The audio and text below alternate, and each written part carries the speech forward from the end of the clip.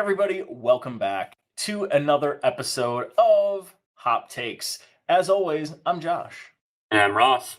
And you have reached the pinnacle of beer review channels in Milwaukee Beer Review, and we are here to bring you beer from one of the greatest breweries in the state of Wisconsin, in Central Waters Brewing Company tonight. So, we've done a few things from Central Waters on the channel in the past. There's going to be probably quite a bit more in the future as we move forward. I think they're a brewery that we both really appreciate.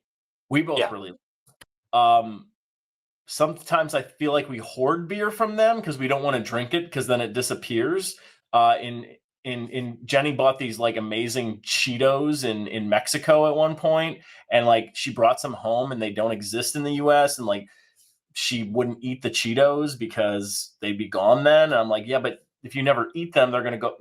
Anyway, you get it. You're getting off track. The point is, we've got some great beer here from Central Waters to try on the channel tonight. So we've both got the same beer, and we are both going to be trying the Vanilla Cherry Stout from Central Waters. So this is part of their Brewers Reserve series. This is a stout aged in bourbon barrels with cherries and vanilla.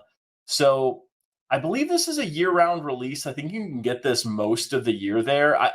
I guess I shouldn't say year-round release, but I believe it's available typically at the brewery all year. I think it's around. I think they started doing this. I think in 2020 was the first year this was released. Maybe 2021. I don't remember exactly. The little notch isn't nicked over here, so I don't really know exactly what year this came out.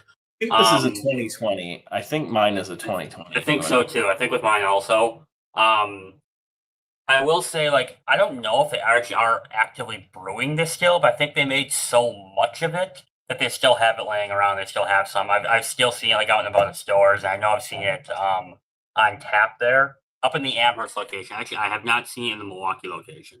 Do I need to put this back in the Cheeto bag? Do we need to stop this video right now? I got a bunch of them. I bought a lot. I've got a couple of them. I've got a few of them in the cellar, too. So let's go ahead and crack these things open and see what we got in the glass. So from what I remember about this, and we have had it before, it's been a while since I've had it. It should be a nice dark stout. Yeah, the cherry brings a little kind of transparency, a little brown to it, as opposed to, like, it's not that pitch black stout that you get sometimes. A lot of carbonation bubbles in this thing, actually.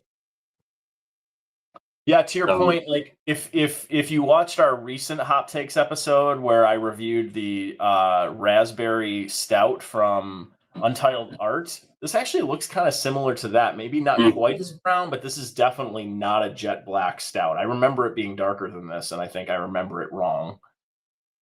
Yeah, they're straight up bourbon barrel stout, like their standard that everything's kind of built off of is much darker than this. I do think the cherries that gets added to this kind of lightens it up a little bit. I mean, it's still a dark beer. I mean, you can't see through it really unless you really kind of bend it down.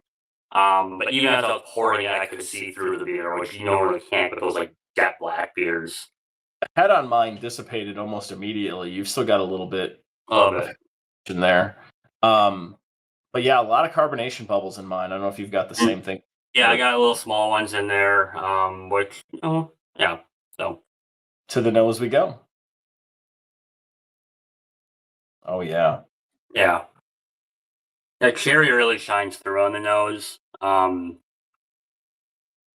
the vanilla maybe heightens the sweetness in there, but for the cherries, but it's definitely cherries. It's a little bit of tartness, but it's not like that, like, overly tart where, like, I'm afraid this is going to be sour. It's that nice, sweet cherry that you're getting all on the nose.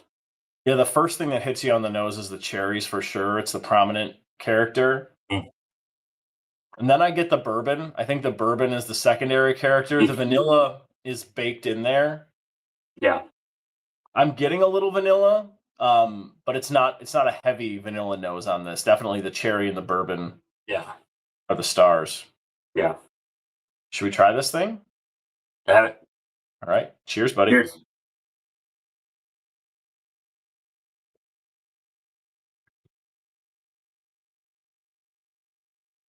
Ooh.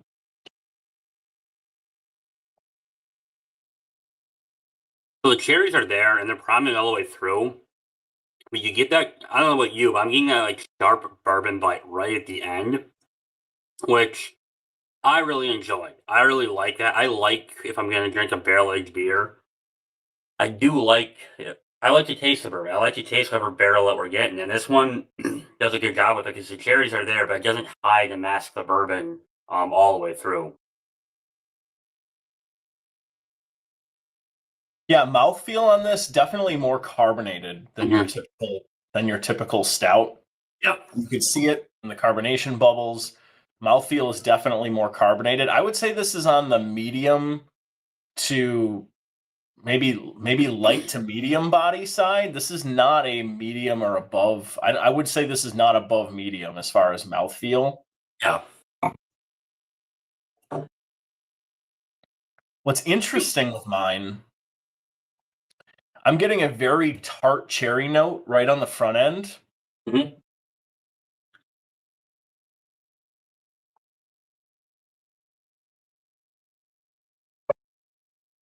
That's kind of all I'm getting. Like with mine, I'm not getting a lot of bourbon or any other notes. I get like tart cherry, I get the carbonation, some tart cherry. I'm trying to find that bourbon. It's there, but it's really, really subtle. And I'm actually disappointed with this right now. Like, I don't know if it's my bottle. It could be this one specifically. Maybe something with it being in the cellar for a bit. But I'm not getting much else on this, surprisingly. The cherries are definitely the star of the show. On the nose, on the mouthfeel. I mean, they're definitely the star. For me, I'm getting a little bit of a bourbon bite. And I don't know if it's your bottle. I doubt it's your bottle. I think it's just what you're tasting versus what I'm tasting tonight. I will say, I really enjoy this. Like, I do like this beer. I really like it. Central Waters used to do just a straight cherry bourbon stout. As much as I like this, that one was much better. I don't know what the vanilla is doing that to make me not like it as much. But the straight cherry stout was one of my favorite beers that they have done. I was trying to find the ABV on this, and I couldn't see it. I don't know. I guess it's not on the bottle. So I don't know what the ABV on this one is. I'm gonna guess it's probably around 12 and a half. Yeah, that sounds about right. Yeah, I'm not seeing it on here anywhere. Yeah, I don't know what it is. Like, I seem to remember this beer definitely having a more like just less carbonated, a little bit smoother mouthfeel. This just for some reason, like I'm getting carbonation, I'm getting cherries, and then like just very slowly the tart cherry notes kind of disappear off the palate, and then I'm left with kind of like a little bit of bourbon and cherry left over at the end, but I'm not really getting vanilla. I do agree with you that this is definitely used to. I definitely remember this being smoother. I don't disagree with that at all. I still think the taste notes are there, but that mouthfeel is. It's a little jarring, and I'll give you that with the carbonation coming off this. You think something that's been sitting around for a couple of years, maybe would have settled down by now, but it almost feels like it's kept carbonating at this point. Yeah, I mean it'll do that in the bottle, depending if there's still a little bit of fermentation going on in the bottle. It can get a bit overcarbed if it waits too long. Yeah.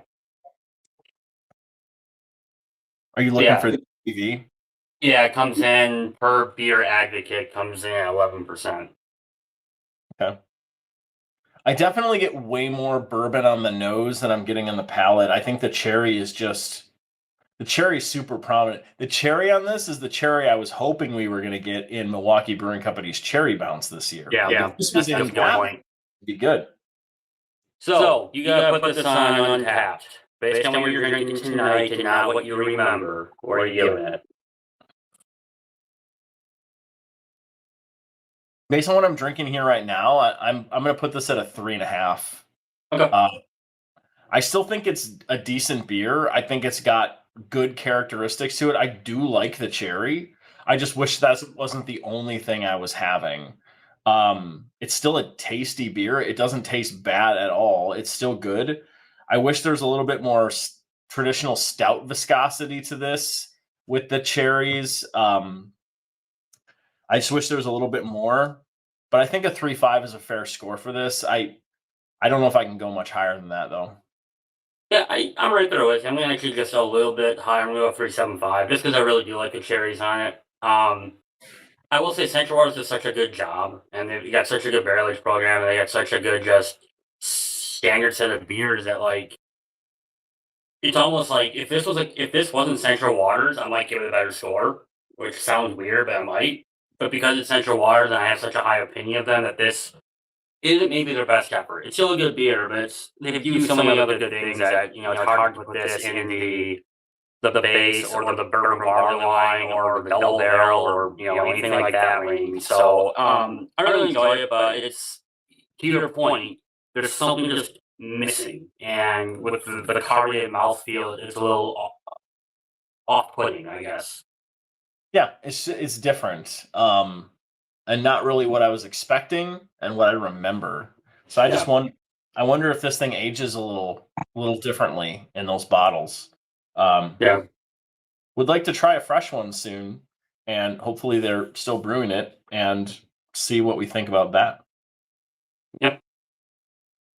Alrighty. Well, that's all we've got for you here tonight, folks. Thank you for tuning in to another episode of Hop Takes. We've got many more of these to go.